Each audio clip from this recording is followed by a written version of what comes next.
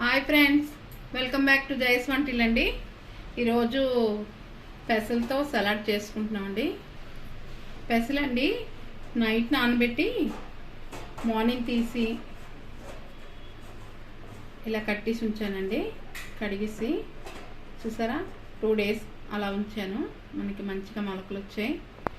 కావాల్సిన పదార్థాలండి, మనం కప్పు పెసలు మొలకెత్తిన పెసలు తీసుకున్నాము. కేరా తీసుకున్నామండి, ఇలా ముక్కలు కట్ చేసి ఉంచాము. కప్పు ఉల్లిపాయలు ఒక ఉల్లిపాయ కట్ చేసి ఉంచాను. కొత్తిమీర కొద్దిగా కట్ చేసి ఉంచానండి. జీలకర్ర, ధనియా పొడి ఒక 1/2 స్పూన్ అండి. 1/2 స్పూను మిరియాల పొడి అండి. 2 పచ్చిమిర్చి కట్ చేసి ఉంచాను. ఒక టమాటా కట్ చేసి ఉంచానండి. ఒక నిమ్మ చెక్క వేస్తాం. కొద్దిగా పుదీనా వేద్దామండి. మనకి గ్యాస్ట్రిక్కి చాలా పనిచేస్తుందండి పుదీనా వాడితే. ఎందులో అయినా మనం పెసలు వేసుకుంటున్నామండి.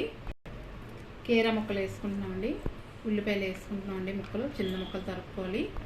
టమాటా ముక్కలు వేస్తున్నామండి. చిన్న ముక్కలు తరుక్కోవాలండి టమాటా కూడా. కొత్తిమీర మనం వేసుకుంటున్నామండి. పుదీనా వేస్తున్నామండి. పచ్చిమిర్చి వేసుకుంటున్నామండి. జీలకర్ర పొడి, ధనియా పొడి వేసుకుంటున్నామండి. మనం మిరియాల పొడి వేసుకుంటున్నామండి. బ్లాక్ సాల్ట్ వేస్తున్నామండి 1/2 స్పూను. ఒక 1/2 స్పూను మామూలు సాల్ట్ అండి. మనం ఇదంతా కలిపిసుకోవాలండి. మనకి వెయిట్ తగ్గడానికి చాలా ఉపయోగిస్తుందండి ఇది. నిమ్మకాయ వేస్తున్నామండి. చెక్క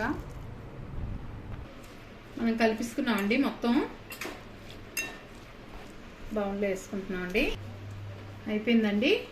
మన కీరా పెసలు సలాడ్ రెడీ అయిపోయిందండి. మన వెజ్ సలాడ్ రెడీ అయిపోయిందండి.